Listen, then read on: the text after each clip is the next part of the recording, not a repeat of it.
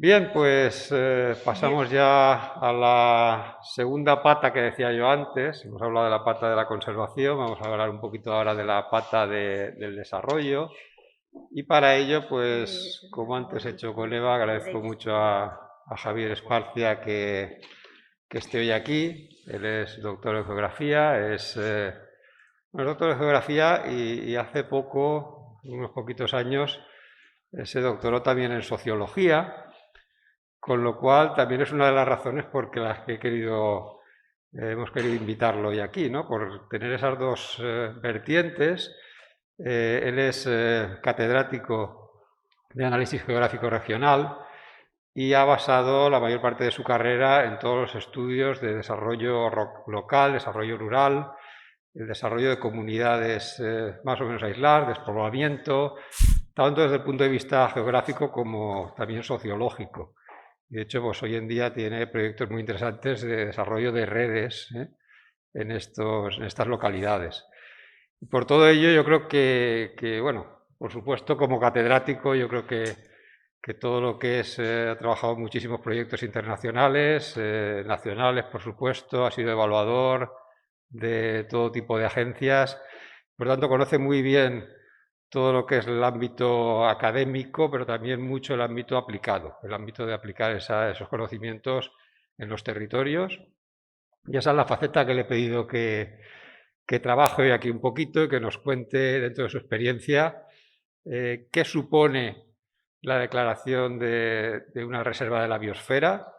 Él ha impartido docencia relacionada con los espacios protegidos también en la Facultad de Geografía. Por tanto, tiene esa visión múltiple que nos ha gustado para que hoy esté aquí y nos trate un poquito esa visión de ¿y ahora qué? Que presenta en su charla. ¿Qué puede pasar? ¿Qué avenidas tenemos? ¿Qué posibilidades de futuro podemos esperar con esta declaración y con el trabajo, por supuesto, de todas las entidades relacionadas? Muchas gracias, Javier, por estar aquí. Bueno, muchas gracias, Emilio, por la presentación y gracias a mi universidad por invitarme. Obviamente estoy prácticamente en casa y al vicerrectorado de Proyección Territorial y al señor vicerrector que estará por aquí. Siempre es un placer venir a contar algo de lo poco que sabemos a estas zonas, a la que yo le tengo mucho cariño por diferentes razones. Y bueno, pues la verdad es que agradezco la invitación y agradezco poder estar aquí, pese a estas condiciones que estamos partidos unos en casa y otros por aquí. Bueno, yo lo que voy a tratar es de introducir una serie de elementos para que reflexionemos, ¿no? Soluciones mágicas no hay y las varitas mágicas pues tampoco existen. Yo a veces decía que la varita mágica me la he dejado en casa, ¿no? O que no tiene pilas. Eh, y mi idea, bueno, yo creo que tenemos claro en estos momentos qué es una reserva de la biosfera. Susana esta mañana lo habrá desarrollado bastante bien, siento no haber podido llegar a tiempo. Eh, y aquí hay diferentes funciones y Eva nos ha mostrado de manera magistral una de ellas, y entonces vamos a intentar reflexionar a partir de ahí. Vamos a hacer, os voy a planteo también un pequeño ejercicio, os voy a poner algunas imágenes de manera sucesiva. Entonces, lo que tengáis boli y papel, os pediría que anotaseis. Van a aparecer, tenéis unos números de abajo, 1, 2, 3, 4, 5, en función de lo que os sugieren esas imágenes. ¿De acuerdo? Es decir, si veréis, bueno, os enseño la primera. A ver, aquí, bueno, este es el espacio donde estamos. Tenemos estos municipios que conocéis muy bien, desde Aras de los Olmos, Zitar, Guastúa, Chelva y Benajever.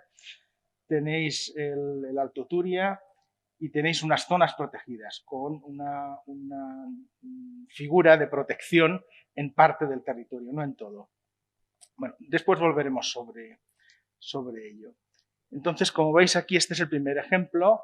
Y ahí tenéis 1, 2, 3, 4, 5, que os vayáis anotando en diferentes bloques que os voy a ir poniendo qué número os sugieren cada una de las imágenes. ¿Vale? Haremos una pequeña encuesta al final. Bueno, pues esta es la primera. ¿Vale? Tomáis nota. Las voy a ir pasando rápidas, ¿de acuerdo?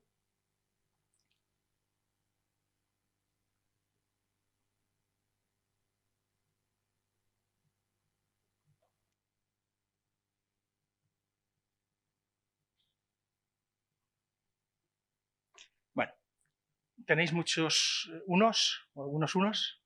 ¿Alguien? ¿Algunos cinco?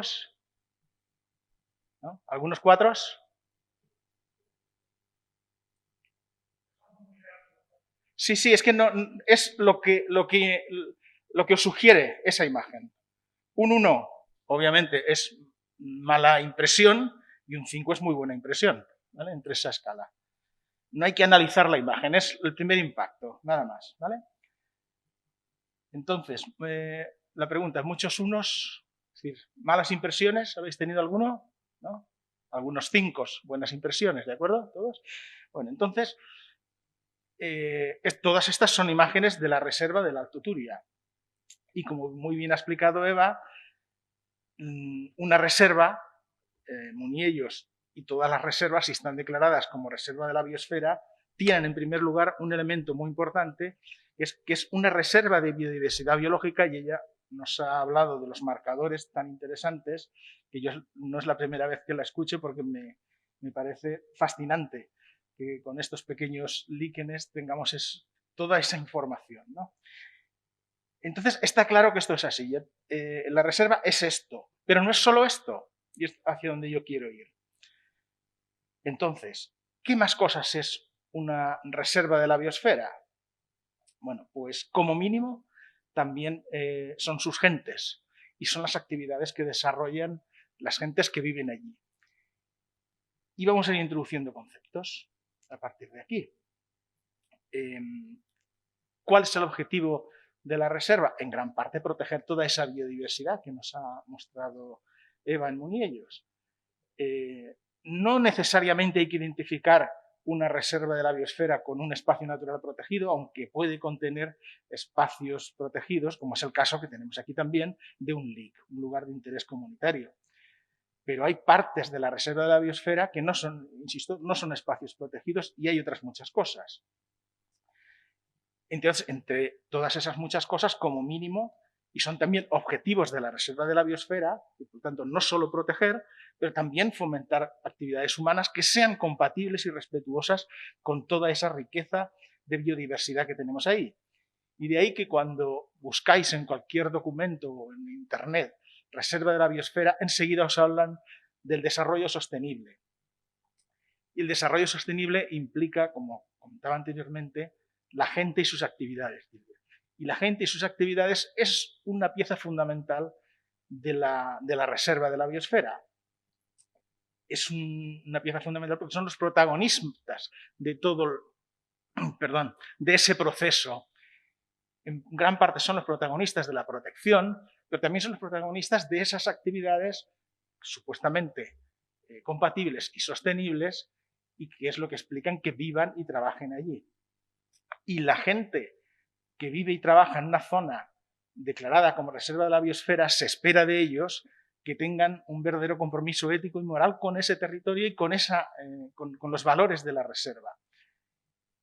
Podemos preguntarnos si los primeros beneficiarios de la reserva de la biosfera es también la población que vive allí, al margen de las especies, por supuesto. Yo ya estoy en la dimensión humana. Si son los primeros beneficiarios, a veces lo son, pero bueno, tal vez no siempre. Y también tenemos que preguntarnos qué papel tiene aquí la población no local.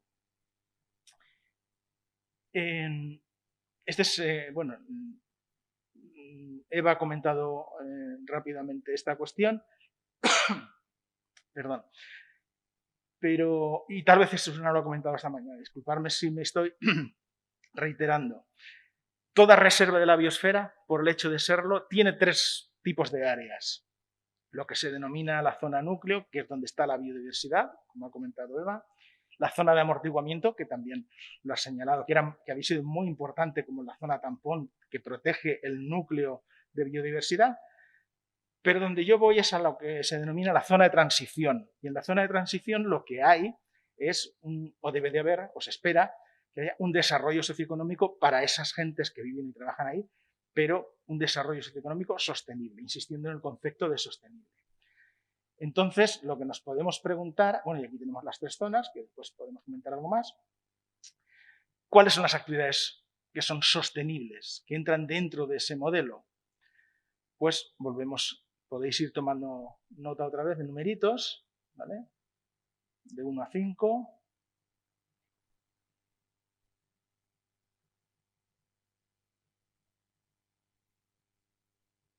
Todos son imágenes del Alto Turia.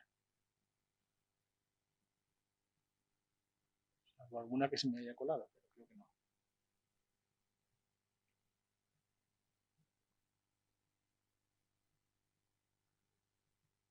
Esta es una función muy importante, que es la educativa. Las reservas de la biosfera tienen una función educativa también. Bueno, vamos a pensar que es una función educativa lo que tenemos ahí.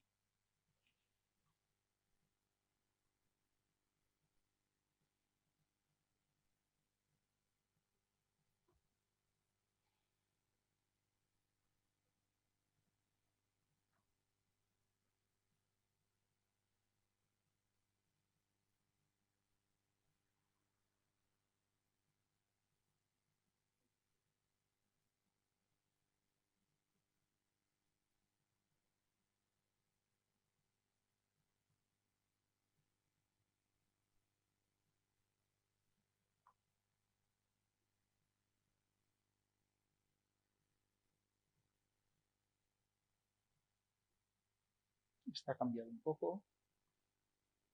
Esta también.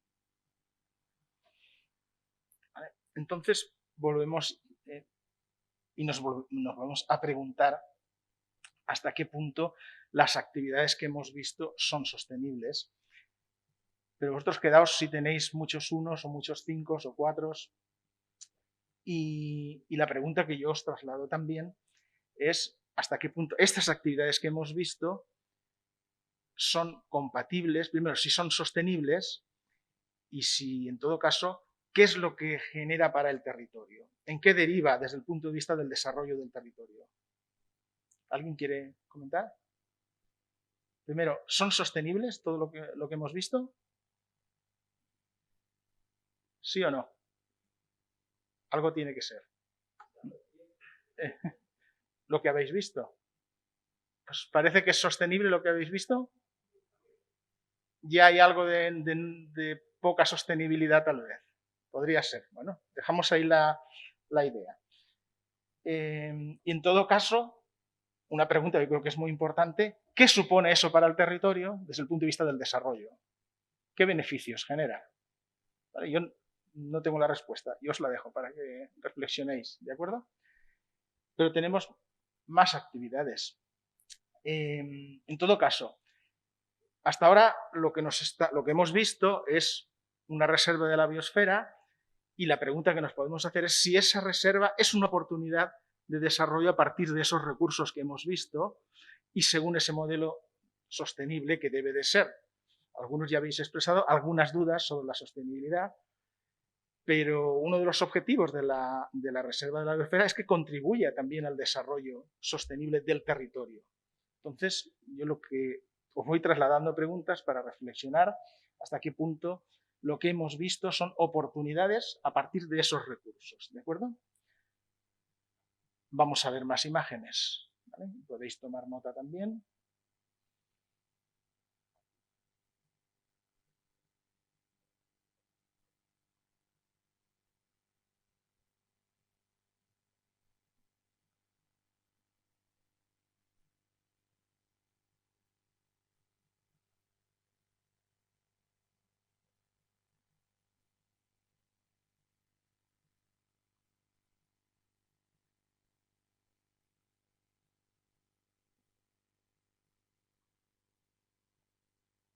Esta es una de las aldeas.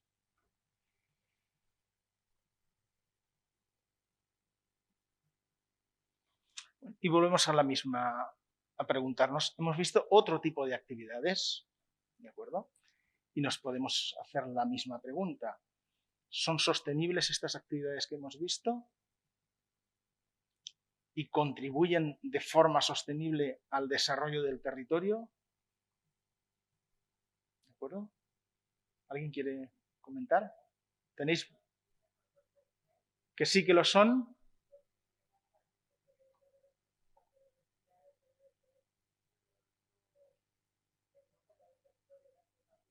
La agricultura en general. Correcto. Vale, pues hasta aquí hemos llegado en este apartado. Volvemos a, por lo tanto, por lo que nos comenta Susana, es una oportunidad, efectivamente es una oportunidad de desarrollo a partir de esos recursos, son recursos locales y entran dentro de lo que podríamos considerar como modelo de desarrollo sostenible del territorio. Más cosas. Esto por la hora, pues igual no es el momento de ponerlo, pero bueno, a algunos os sonará.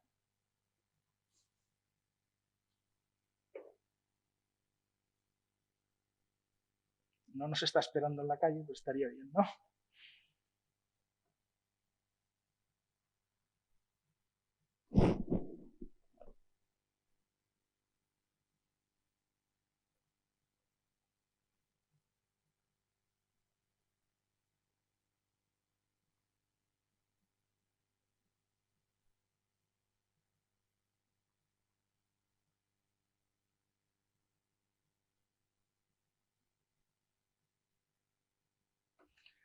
Bueno, pues el mismo ejercicio. Tenemos otro tipo de recursos o de productos y no sé cuántos números tendremos ahí, si unos, si 5. ¿Tenéis algún uno? ¿Alguien ha puesto un 1 por ahí? ¿No? ¿Algunos 5? Algunos 5. Vale. Todo esto se produce aquí, ¿de acuerdo? ¿Es sostenible esta producción? ¿Pensáis? ¿Sí o no? Por aquí piensan que no. ¿Por qué? ¿Para qué?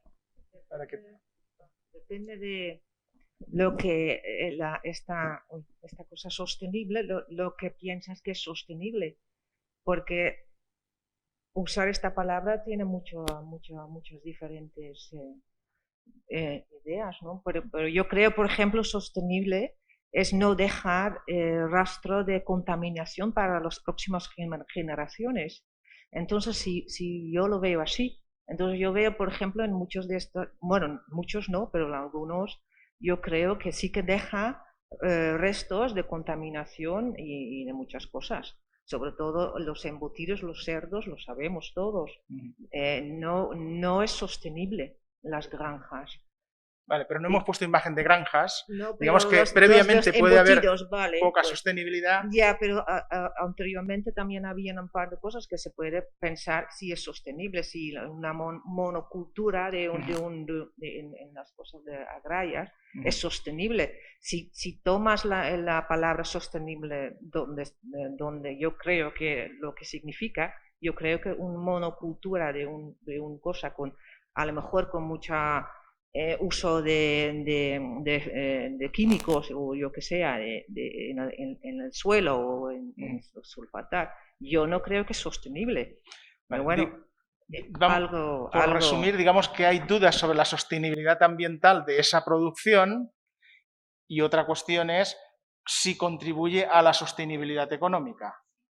¿Vale? Vale, pues entonces lo vamos a dejar ahí. Entonces, dudas sobre la sostenibilidad ambiental, pero yo creo que está claro que contribuye a la sostenibilidad económica del territorio, incluso sostenibilidad social, porque aquí hemos visto tradiciones, hemos visto etnografía, y eso es un aspecto importante desde el punto de vista social para los pueblos, para la gente de los pueblos, creo. Vamos a ver, entonces, hemos visto otros recursos y, bueno, este es el debate que hemos abierto aquí. Parte de estos recursos, al menos, constituyen o contribuyen a sustentar este modelo de desarrollo. Es decir, hay oportunidades también por esta vía, aunque tengan efectos colaterales negativos desde el punto de vista de la sostenibilidad ambiental. Más actividades.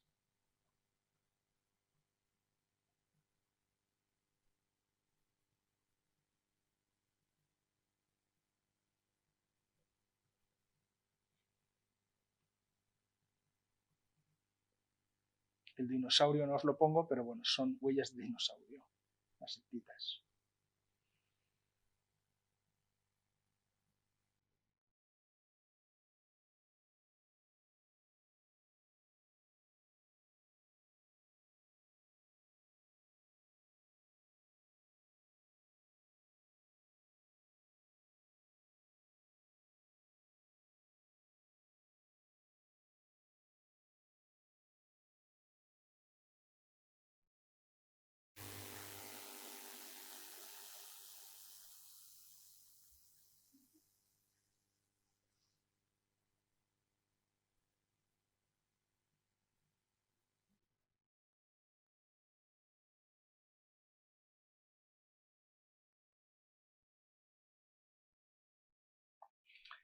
Volvemos a la misma. Todo esto que hemos visto es sostenible, así, en esa definición genérica de sostenibilidad. Sostenibilidad social, siempre que se habla de sostenibilidad se suele hablar de al menos 3 grandes dimensiones: ecológica o ambiental, económica y social. Desde el punto de vista económico y sobre todo desde el punto de vista social, lo que hemos visto es sostenible, contribuye al desarrollo del territorio, ¿pensáis? ¿O sí o no? ¿Sí? Vale, es decir, ahí tenemos tradiciones, tenemos etnografía, alguna actividad, y como mínimo es patrimonio cultural, patrimonio histórico, lo que ahí había. Pues vamos a continuar. Por lo tanto, también hay oportunidades para el desarrollo sostenible en su vertiente económica y sobre todo social en el territorio. Es cohesión social. Esas fiestas de las velas, por ejemplo, las noches de las velas, es cohesión social. Los chavales tirando de las cuerdas, no recuerdo cómo se llama esa fiesta, es cohesión social, entre otras muchas de las cosas que hemos visto ahí. ¿Vale? Más cosas.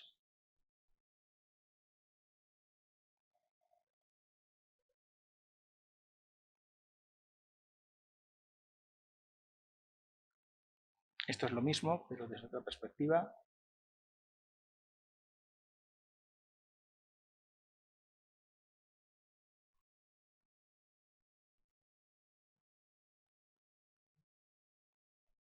Bueno, y aquí hemos visto otro tipo de actividades, ¿de acuerdo? Probablemente hay diferencia entre las dos primeras, que eran la misma, que es el parking, el camping de caravanas de Benajever, y esto último, que son las rutas 4x4. ¿Son sostenibles estas actividades especialmente, o tal vez haya diferencia entre unas y otras? ¿Qué pensáis? Aquí ya hay dudas. ¿Desde el punto de vista ambiental son sostenibles? No, aquí está bastante más claro. Unas más que otras. La tercera, el 4x4, hay muchas dudas, ¿verdad? ¿Y desde el punto de vista económico? Menos dudas. Aquí, con lo que nos estamos encontrando, es con algo que se persigue también y que es necesario en una reserva de la biosfera, y cuando hablamos de desarrollo sostenible, que es compatibilidad, concepto de compatibilidad. Y aquí, compatibilidad al menos de estos 3 grandes tipos de sostenibilidad: sostenibilidad ambiental y sostenibilidad económica. Como bien ha dicho la compañera, a veces cuando consigues o avanzas en sostenibilidad económica, estás generando o estás perdiendo sostenibilidad ambiental. Eso es posible y el desarrollo en gran parte es un compromiso entre los diferentes tipos de sostenibilidad, especialmente ambiental y económica. El concepto de equilibrio puede ser, es bastante impreciso, pero sí al menos hay que hablar de compromisos por lo menos entre esos dos tipos. Y aquí lo que hemos visto es un claro desequilibrio desde mi punto de vista, es decir, unas actividades que generan probablemente poco beneficio económico, al menos la última, y mucho impacto ambiental, con lo cual eso sí que probablemente sea la primera imagen que descartaríamos completamente de todas las que hemos visto, ¿no? ¿Estáis de acuerdo? Vale, pues entonces tenemos claro que el desarrollo que se deriva para el territorio de esas actividades ni contribuye a la sostenibilidad ambiental, sino todo lo contrario, y contribuye muy poco o insuficientemente a la sostenibilidad económica, por lo tanto ya sabemos qué actividades sí entran en lo que nosotros queremos como modelo de desarrollo sostenible y algunas que no las queremos, ¿de acuerdo? Aquí las oportunidades de la última son escasas. Obviamente hay un recurso, que son las rutas y las vías a través de las montañas por las que discurren estas rutas, y la oportunidad para el desarrollo está, pero para un desarrollo que no queremos, y eso es lo que también, digamos, queda claro a partir de estas imágenes. Vamos a ir acabando ya con las imágenes, ¿vale? Por lo tanto, conclusión de todo esto que hemos visto. Hay muchos recursos, muchas oportunidades para el desarrollo, algunas son más compatibles con esta idea genérica de modelo de desarrollo sostenible en el que estamos pensando y que es el que no es que queramos, no es el que queremos, es el que es necesario mantener en una reserva de la biosfera, porque para eso se ha declarado así y para eso la población se ha comprometido desde el punto de vista moral y ético, ¿de acuerdo? Entonces tenemos estos pueblos relativamente vivos, pero también hay otra vertiente en todo esto. Ahora sí que me gustaría que no olvidéis ponerle los números, ¿vale?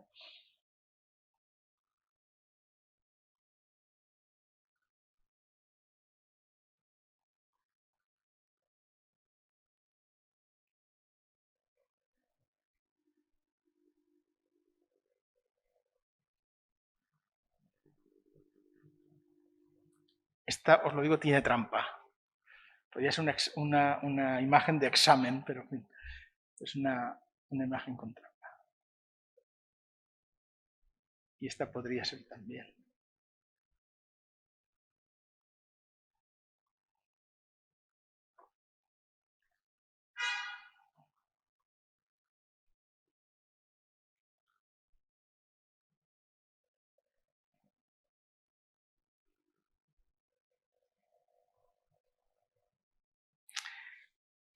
¿Qué números os han salido ahora? ¿Qué predominan? ¿Los unos y los doses? Y los doses, ¿vale? Pocos 5 o ninguno, ¿verdad?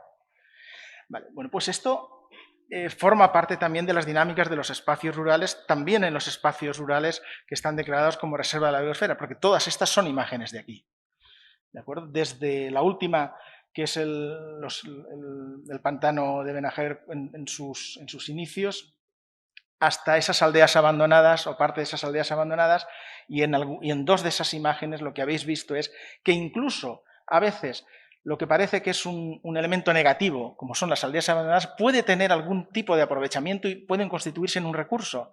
Y ahí teníamos a los señores senderistas. Si eso genera mayor o menor beneficio, eso es otra cuestión. Y os pongo un ejemplo del que me he acordado ahora. No recuerdo los años, pero bueno, hubieron en 2012, entre 12 y 15, hubieron grandes incendios en toda España, pero una década antes creo que también fue así. En cualquier caso, en una zona de Cataluña hubo uno de estos incendios enormes. Hasta entonces aquello era un recurso impresionante que se estaba aprovechando desde el punto de vista del turismo rural, pero de manera muy innovadora. Y se hacía con carretas que iban de masía en masía. Entonces, un día llegaban a una masía, allí tenían todo preparado, por supuesto sus habitaciones, tenían su cena con productos locales, al día siguiente se les daba un paseo, se les enseñaban cosas, las cabras, las vacas, en fin, lo que tocase en cada masía, y a media mañana o a la hora que se considerara conveniente, se subían a la carreta y a caballo, tirada por caballos, iban a la siguiente masía con sus propias actividades, ¿no? Llega un incendio pavoroso y quema todo aquello, y desaparece el recurso.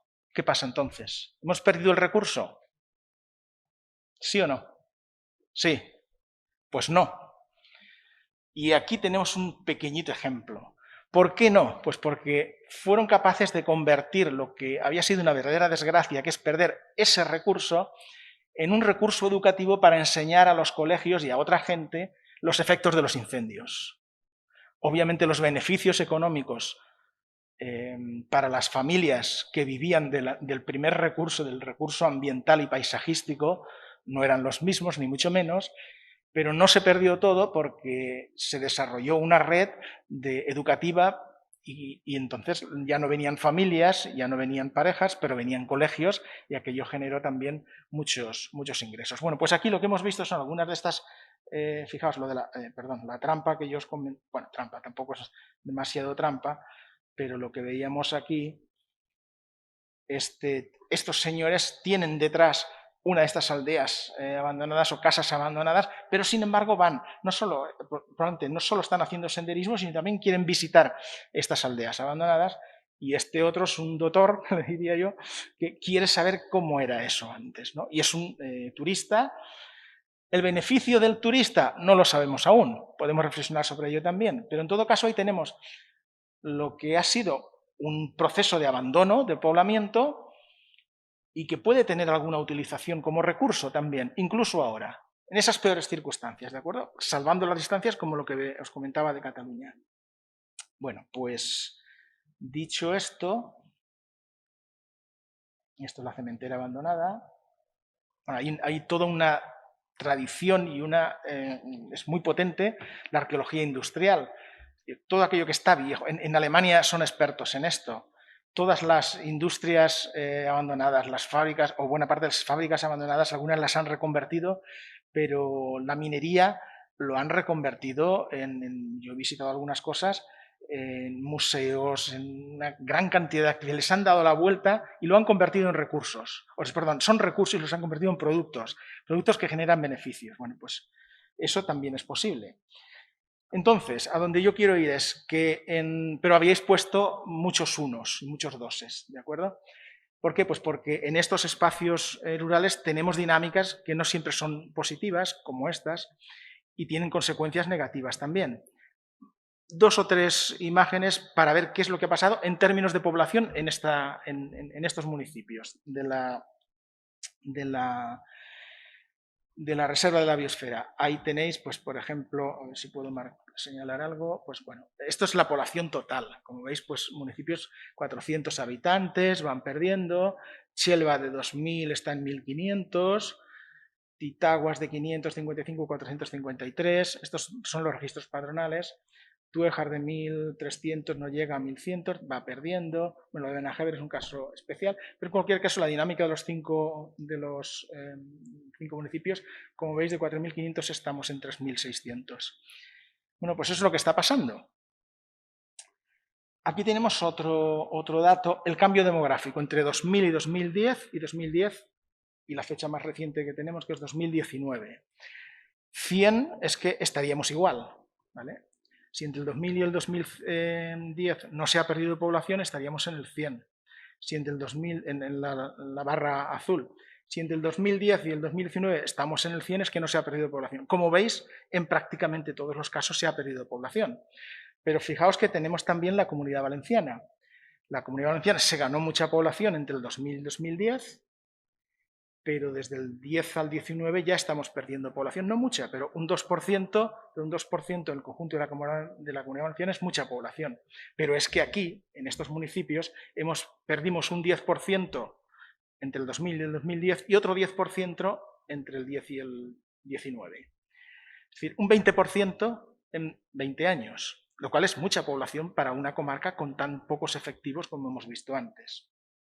Otro pequeño dato sobre la estructura demográfica, el índice de envejecimiento, es decir, la población que es mayor de 64 años por cada 100 chavales jóvenes. Si estuviésemos en la línea roja de 100, tendríamos 100 personas mayores por cada 100 jóvenes. Bueno, como veis, prácticamente, en ningún municipio, en ninguno de los años estamos ni en 100 ni por debajo de 100. En la Comunidad Valenciana sí, ¿de acuerdo? Pero, ¿qué nos está diciendo? Pues que tenemos municipios muy envejecidos. Y algunos de ellos con tendencia al con crecimiento de ese envejecimiento. ¿De acuerdo? Otro dato que creo que es importante también tener en cuenta. Y que también a mí me parece especialmente significativo. Como sabéis, nacemos más hombres, pero nos morimos antes. Por eso, en las edades ya mayores, 65, 70, 75, siempre hay más mujeres. Pero, ¿qué es lo que tenemos aquí? que en ningún municipio tenemos más mujeres que hombres. ¿Qué es lo que ha pasado? En la Comunidad Valenciana, como veis, estamos cumpliendo esa norma, ¿no? De más mujeres que hombres, excepto en el año 2010, pero casi siempre hay más mujeres que hombres. Están en torno al 52, 53, eso es lo que suele ocurrir. Pero en todos los municipios estamos muy por debajo en mujeres con relación a los hombres. ¿Qué ha pasado? ¿Que se han muerto más las mujeres aquí o que se han muerto más los hombres? No, lo que ha pasado es que las mujeres se han marchado, han emigrado las mujeres, ¿de acuerdo? Y cuando emigra una mujer, emigra una familia, y como bien sabéis, se cierra o se puede cerrar un colegio, o es una farmacia que no puede abrir, o es un comercio que no puede abrir.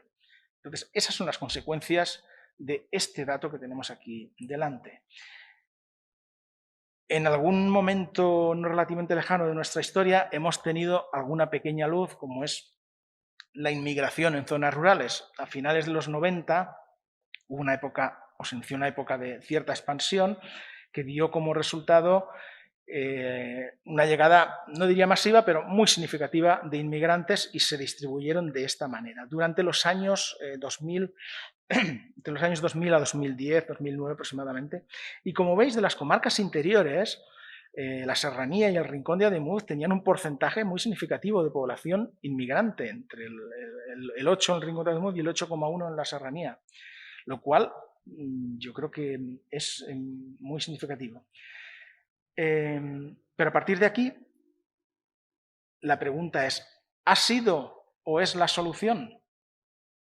Desde mi personal punto de vista no lo es así, y así lo tengo escrito. Yo creo que la solución sí que ha evitado que en algunos pueblos algún colegio no cierre, que se haya mantenido algún tipo de servicio, que haya un albañil, que haya más mano de obra para determinadas tareas, y eso a su vez ha contribuido a que algún comercio no haya cerrado. Todo eso es así, y salen noticias en la prensa con cierta frecuencia sobre esto. A veces no son inmigrantes los que salvan esos colegios o esas farmacias o esos comercios, pero en los años 2000, 2010, hasta la crisis 2007-2008, muchos fueron inmigrantes los que salvaron esos comercios. Por lo tanto, yo creo que es una solución, son soluciones locales, pero no es un problema la solución estructural de pérdida de población como hemos visto, porque esa tendencia continúa. Y el resultado, ¿cuál es de todo eso? Pues esto es una noticia de prensa. La propia Chelva, la cabecera comarcal, el centro dinámico de la comarca, pues nos aparece un titular como este. Chelva, un pueblo en venta, y ahí tenéis pues un cartel, y allí tenéis otro cartel, y probablemente habrían más, ¿no? Esto no es de hace mucho, era 2 o 3 años.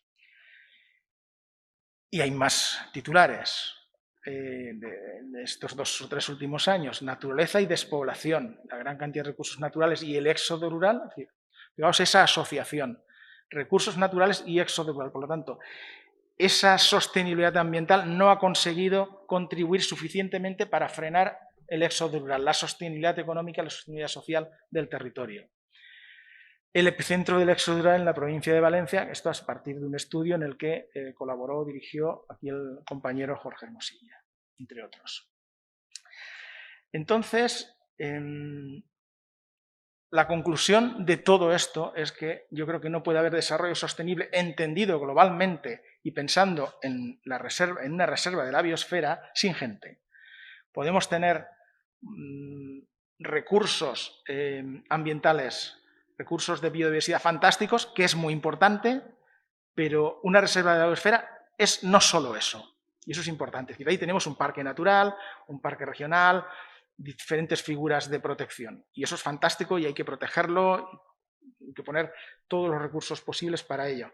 Pero si hablamos de reserva de la biosfera, hace falta gente y hace falta actividades que ayuden a que esa gente viva y trabaje en el territorio. Y esto nos lleva no solo a la despoblación, sino también a otro concepto que yo creo que es importante, el despoblamiento. Y yo a esto le suelo referirme, porque creo que es importante, es un problema territorial que no es de ahora, esto tiene raíces históricas y probablemente, por desgracia, algunas de las imágenes que hemos visto son no solo irreversibles, sino que avance en los próximos años. Me he equivocado de imagen. ¿Pensáis que me he equivocado de imagen? ¿Y con esta también? Pues no, no me he equivocado de imagen. Aquí lo que estamos viendo es un proceso histórico de ocupación del territorio. Es decir, esto es muy fácil porque, y lo he puesto porque lo vemos en las películas, las caravanas a la conquista del oeste. Bueno, pues eso, iban ocupando el territorio. Después de esa época, con esa tecnología, tenían estas caravanas, después mejoró la tecnología y tenían las líneas del ferrocarril. Pero la ocupación del territorio, esto suponía un determinado tipo de poblamiento.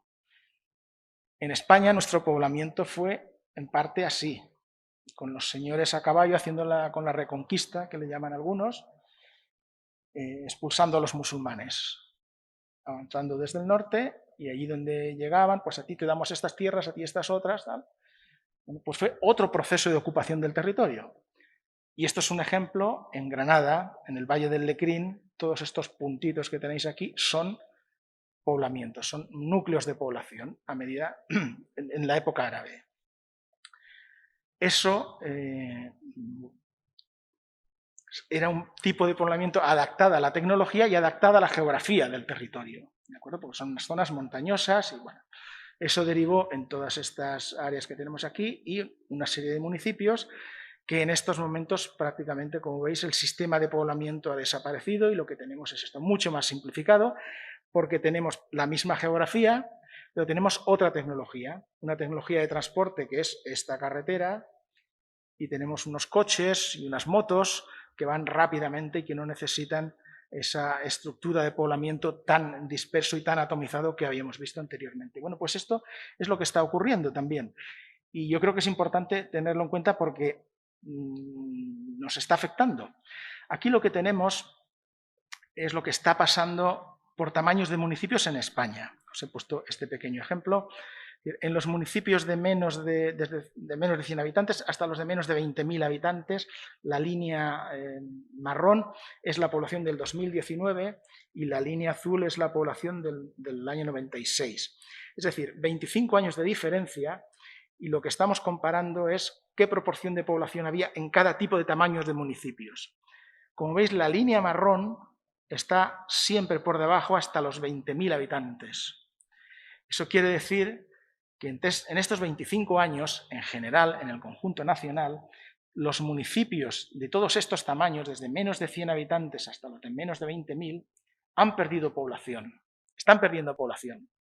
Sin embargo, en ese mismo periodo de tiempo, este círculo verde lo que nos está indicando es que han ganado especialmente población los municipios entre 20 y 100.000 habitantes, 20 y 100.000 habitantes. Como veis, hay una separación muy significativa, es decir, que la ganancia de población de los municipios entre 20 y 100.000 habitantes es muy importante. Las pérdidas aquí son importantes para el tamaño de población del que estamos hablando. Pero esto es muy significativo, porque esto pone de relieve que estamos ante unas tendencias, me gustaría que fuesen reversibles, pero probablemente sean irreversibles, sobre nuestro sistema de poblamiento. Y es que en los pequeños municipios seguimos perdiendo población y seguiremos perdiendo población. Bueno, algunos de los expertos lo que dicen es que el desierto demográfico está avanzando y las administraciones públicas no se ponen manos a la obra. Algunas no y otras ya lo están haciendo. En el último año 40 provincias han perdido población, para la mayoría de ellas esa regresión es reincidente, tanto que varias están en una situación crítica. Y ahí tenemos los ejemplos típicos de Soria, Guadalajara, Burgos, Salamanca, lideran este ranking, pero también en el interior de la provincia de Valencia, no hay que olvidarlo, en esta comarca, en la comarca vecina del Rincón de Ademuz. Son territorios asfixiados por la despoblación y que se asoman al precipicio de lo demográficamente insostenible. Hemos hablado de sostenibilidad económica, sostenibilidad ambiental, sostenibilidad social. Al menos la sostenibilidad social y la sostenibilidad económica pasa por esto también, pasa por tener gente, y vuelvo a esto. Y además, fijaos lo que aquí nos dicen, la España rural preocupa cuando un municipio cae por debajo de los 1.000 vecinos. Cuando se sitúa por debajo de 500, el riesgo de extinción se evidencia con claridad. Y cuando baja de 100, ese peligro se dispara de forma extrema. Bueno, pues estos son algunos de los datos y eso es lo que está pasando. ¿Qué tenemos en la Comunidad Valenciana?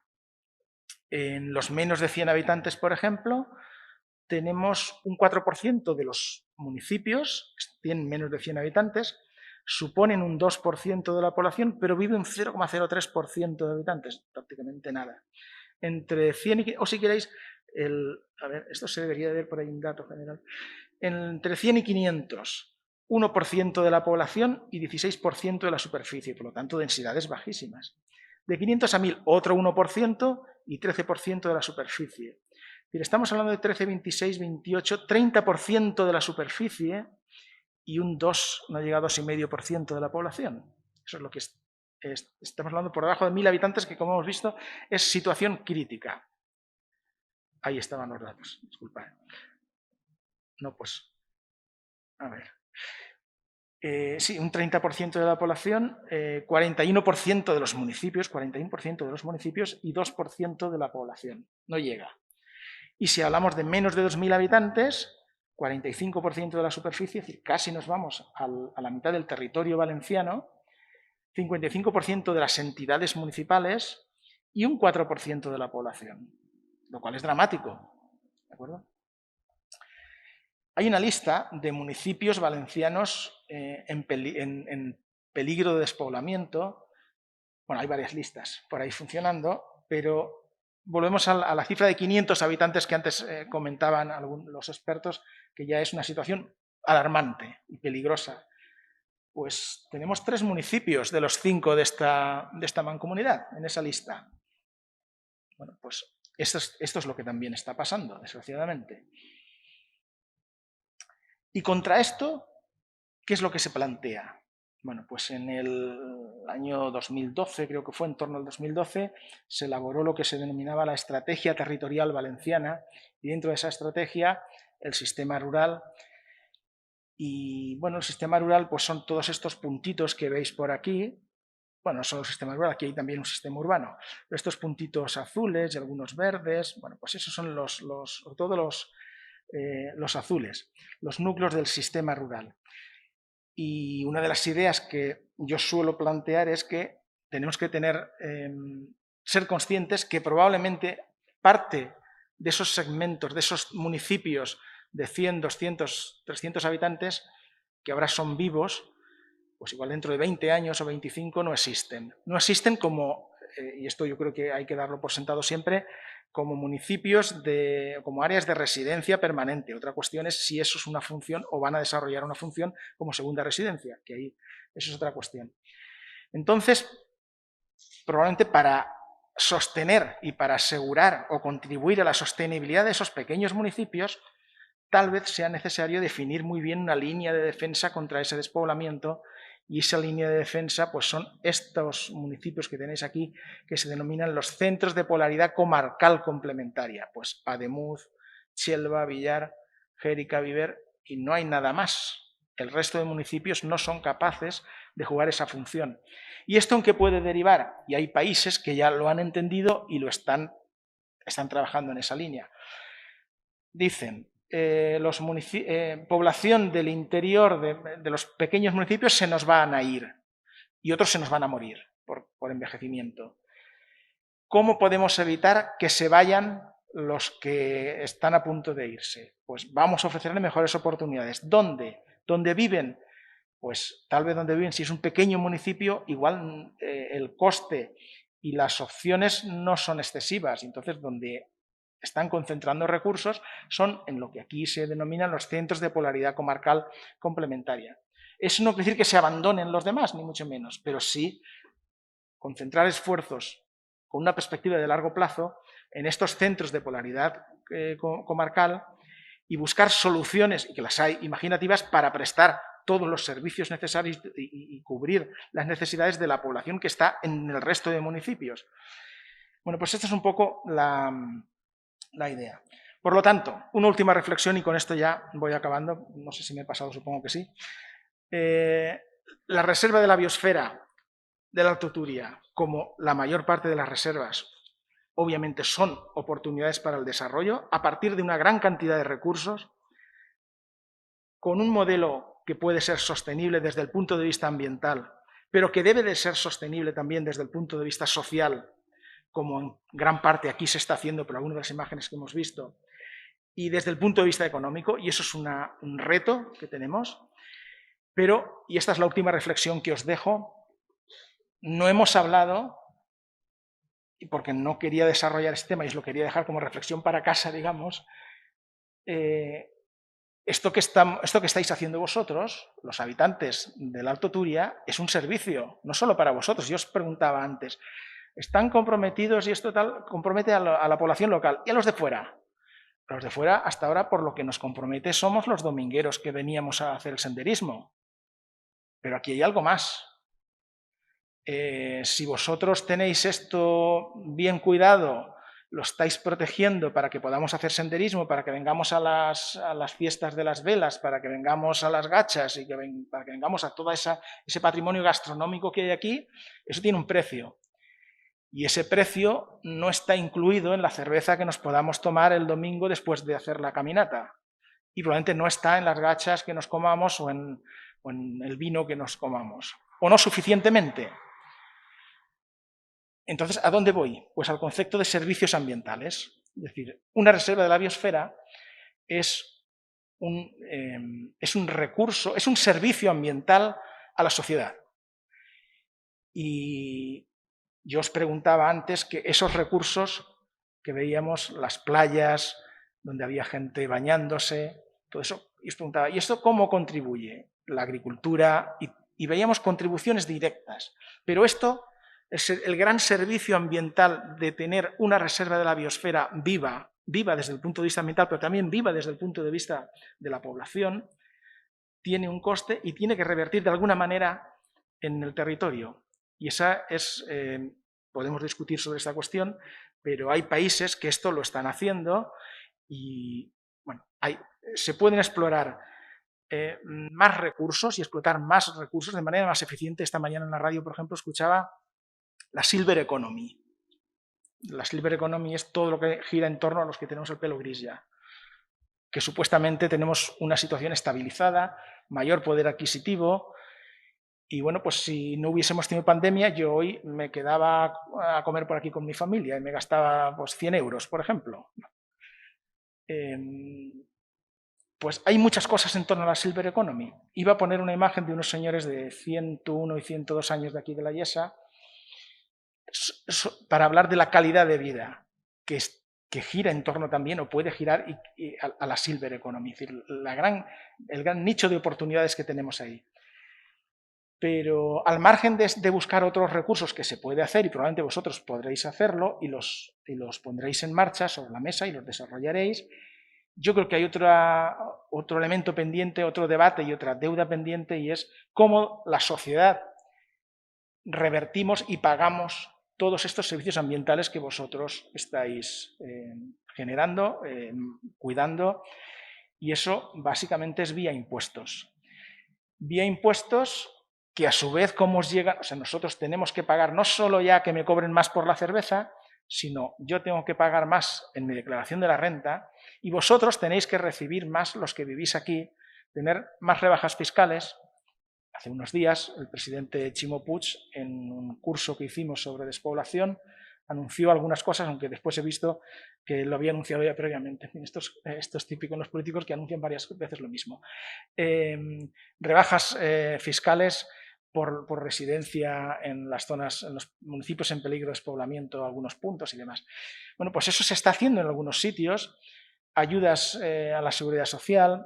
Hay muchas formas de ayudar a la sostenibilidad, no ya ambiental, sino sostenibilidad económica y sostenibilidad social de los territorios interiores vía impuestos. Y cuando se habla, por ejemplo, de ese concepto que a alguna gente no le gusta nada, que es la fiscalidad positiva, bueno, pues hablamos de un tipo de fiscalidad que es esta general del Estado y que Bruselas pone muchas pegas, pero hay muchas maneras de revertir vía impuestos los beneficios y el servicio ambiental que presta una reserva de la biosfera. Y algunas administraciones públicas lo están haciendo, llevamos ya programas sobre las cuestiones de despoblamiento, de lucha contra el despoblamiento, unos más eficaces, otros menos, unos mejor orientados, otros peor, pero bueno, las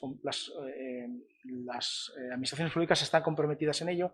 En los presupuestos generales del Estado que se han aprobado hace unas semanas hay una partida de 19 millones, si mal no recuerdo, 19 o 23 millones de euros exclusivamente para afrontar el reto demográfico, no solo el reto demográfico en general, pero estaría bien que hubiese, que se desarrollara el concepto no solo a partir por la cuestión del reto demográfico, sino el pago por servicios ambientales de espacios donde hay un especial valor desde el punto de vista ambiental, como son las reservas de la biosfera, y que tuviesen un tratamiento específico en cuanto a la derivación de esos fondos y de ese pago. En realidad no es una ayuda ni es una limosna, es pagar por lo que están ofreciendo las reservas de la biosfera. Entonces, esa es mi posición y hasta aquí he llegado.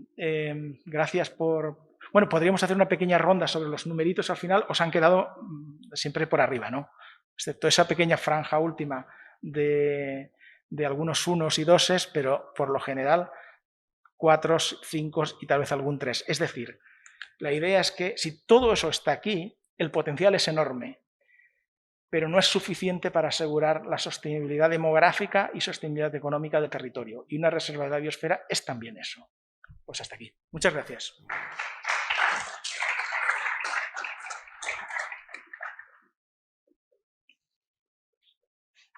Bien, pues muchas gracias, Javier, por darnos esta otra visión diferente de lo que es la reserva de la biosfera y de las potencialidades. Tenemos un poquito de tiempo para alguna pregunta, alguna cuestión, si tenéis a bien.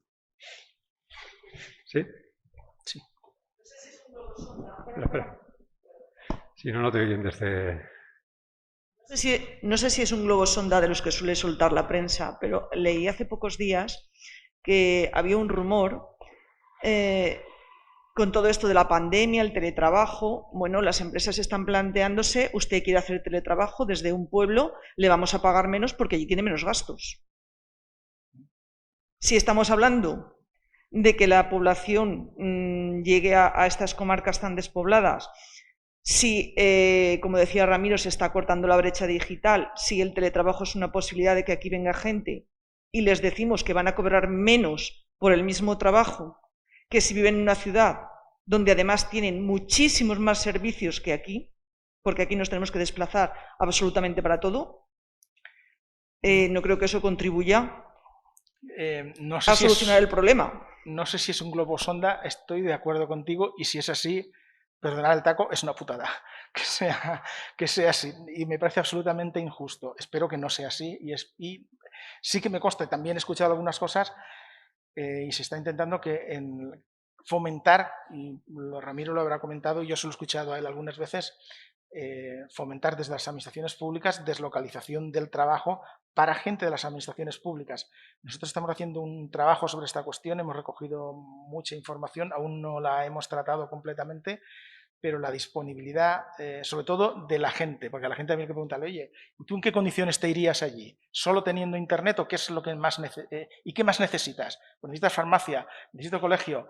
¿Y a cuántos kilómetros te irías? Porque lo que está ocurriendo también, y lo he hablado con algunos colegas, por ejemplo, en Madrid, porque íbamos a hacer un estudio que al final no ha salido, el teletrabajo a lo que está beneficiando son a las áreas metropolitanas en estos momentos. El grueso de la gente se va a Llíria, en el mejor de los casos, o se va a la Eliana o a Montserrat, pero pocos se nos vienen aquí y pocos siguen hacia Ademuz, hoy por hoy. Entonces hay que ver en qué condiciones se produce eso efectivamente. Yo espero que eso sea absolutamente falso y sea alguien que se dedique a estas cosas.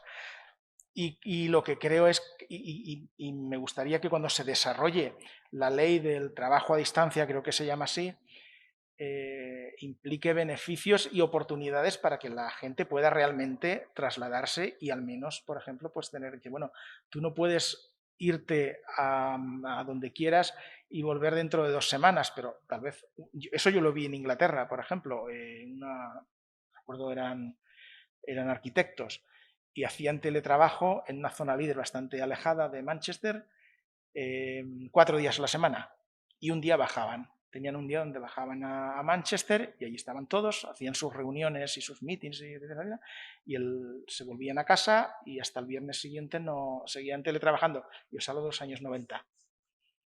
Estamos.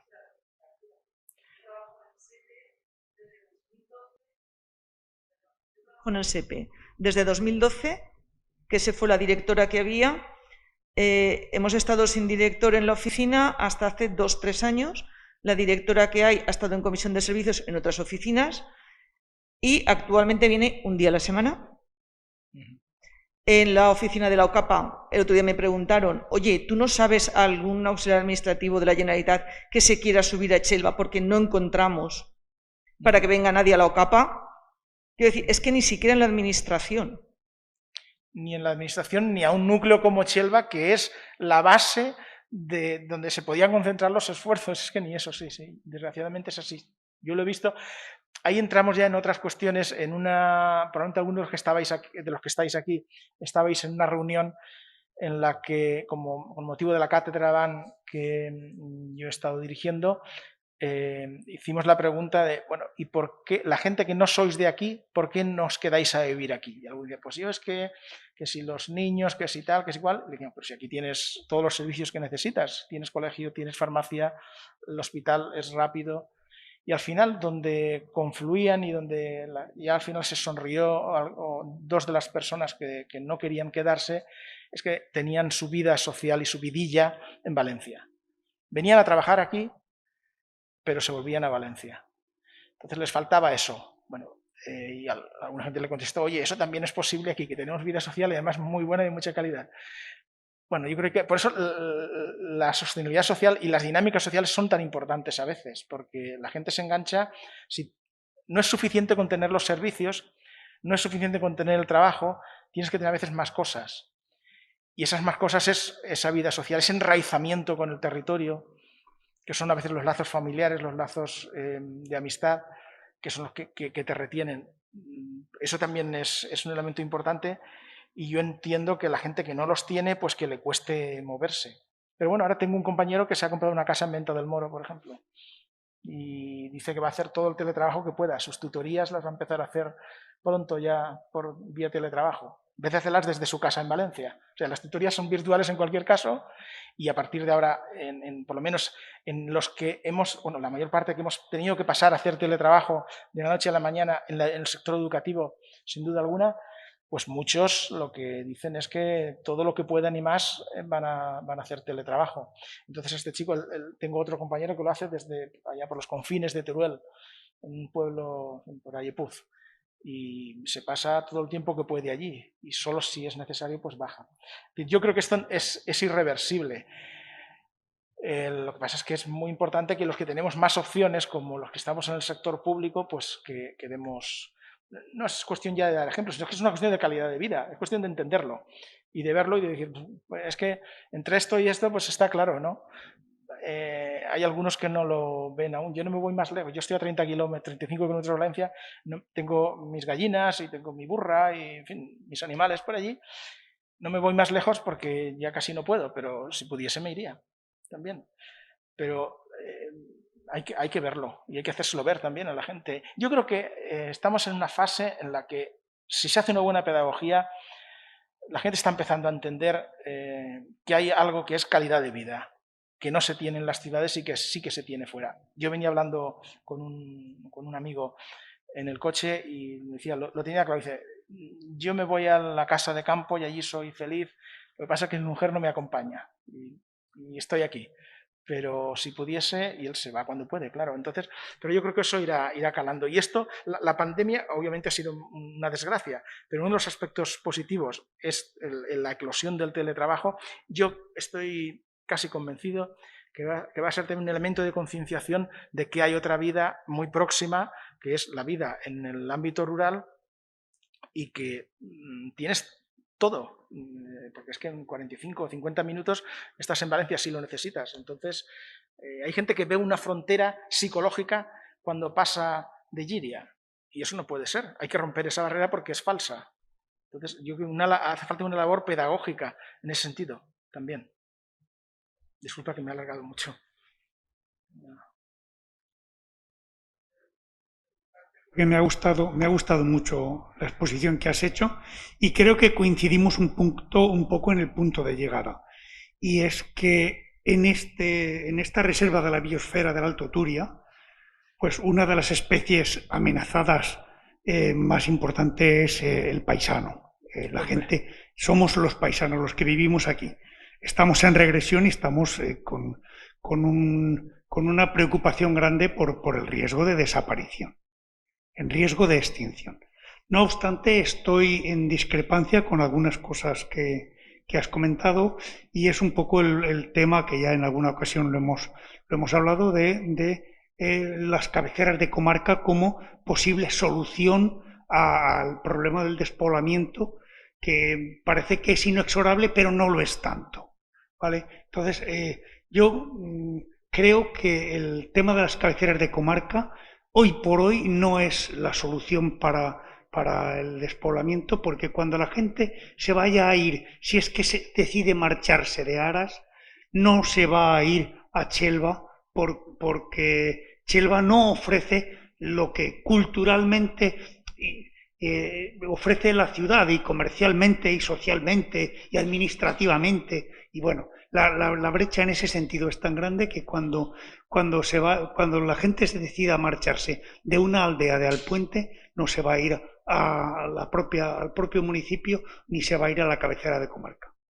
Y por otro lado, quería comentar contigo y con Eva, pues una de las actividades que se han planteado como sostenibles, y tú has hablado del turismo, de la agricultura, de la gastronomía, de la cultura y el patrimonio, has hablado de distintas facetas, pero no has hablado de un tema como es la ganadería, la apicultura, por ejemplo, o la ganadería extensiva, los rebaños, los pastores, que ha sido una de las actividades tradicionales en una comarca como esta y que están también en riesgo de desaparición.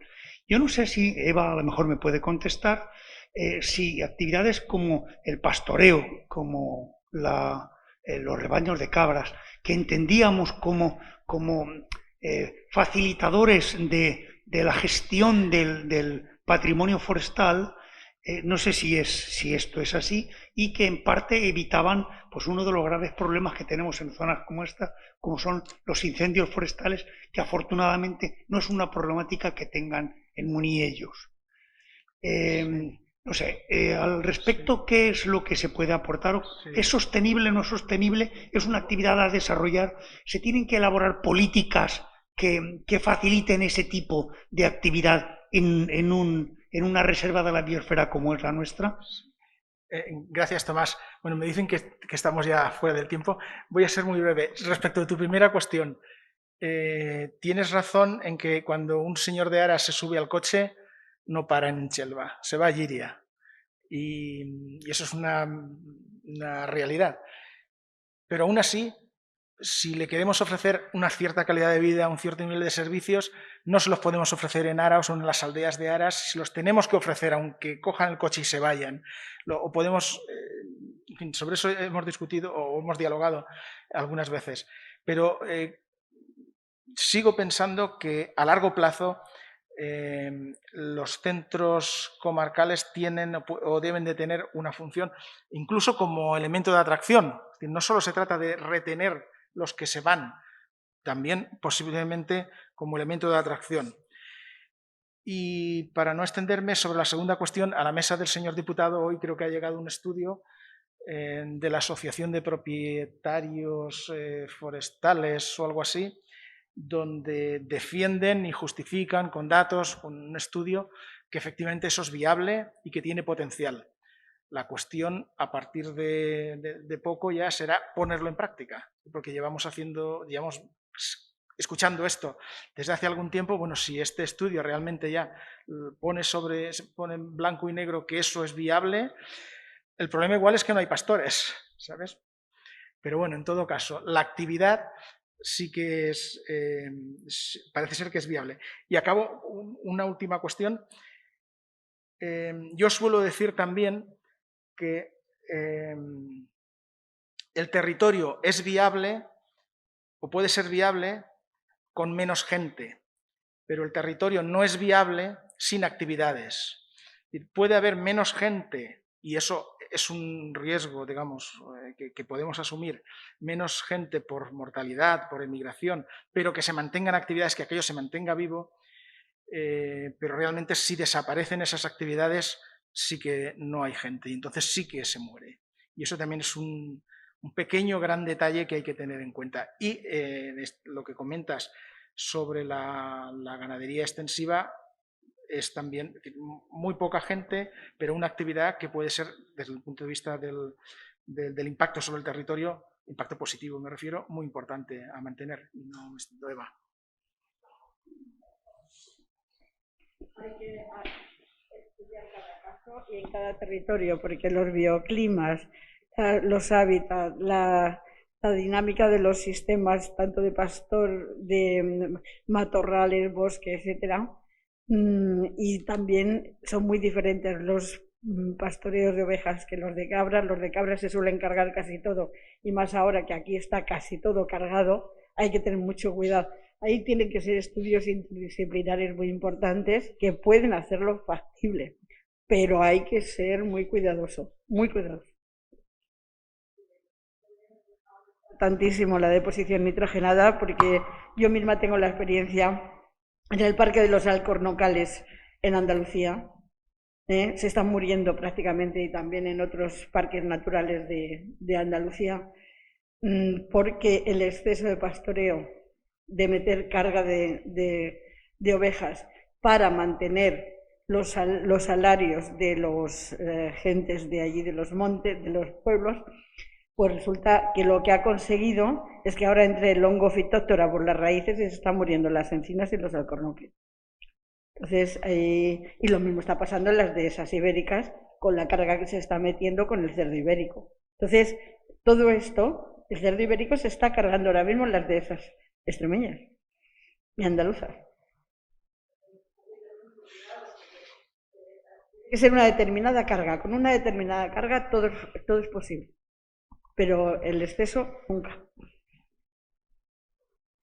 Bien, pues las cosas estas del directo, al retransmitir llegamos a mucha gente, pero también los horarios son bastante estrictos, con lo cual tenemos que cerrar la sesión, por lo menos oficialmente. Si luego queréis quedaros a discutir con cualquiera de los ponentes, encantados. Pero bueno, tenemos que ir cerrando. Yo pues quiero agradecer a todos la presencia, el esfuerzo de haber estado hoy aquí. Creo que una de las cosas más preciosas que tenemos todos es el tiempo, y el dedicarle tiempo a cualquier actividad pues es importante y os lo agradecemos. También a los que estáis en casa, que con mejor o peor oportunidad habéis podido conectaros al menos algún ratillo. Y bueno, agradecer también a los ponentes. Yo creo que a los ponentes les quiero agradecer especialmente el esfuerzo de venir, de desplazarse hasta acá, pero también el haber atendido la petición de preparar una charla específica. A veces se invitan a conferencias o a charlas a personas que tienen obviamente charlas preparadas, tienen nada en otro sitio, lo modifican un poco, pero en este caso pues, se pidió cosas muy concretas, adaptadas a esta zona, a esta reserva, y creo que todos los ponentes pues, se han ajustado a eso, y eso supone un esfuerzo extra que también es de agradecer. Y por último también, bueno, pues todos los que han colaborado, al Ayuntamiento de Tuejar, de los alcaldes que nos han atendido, de la Mancomunidad, presidente de la Mancomunidad, y a los Diputación, Caixa Popular, que también nos ayudan en la parte económica. Muchas gracias a todos y hasta la próxima.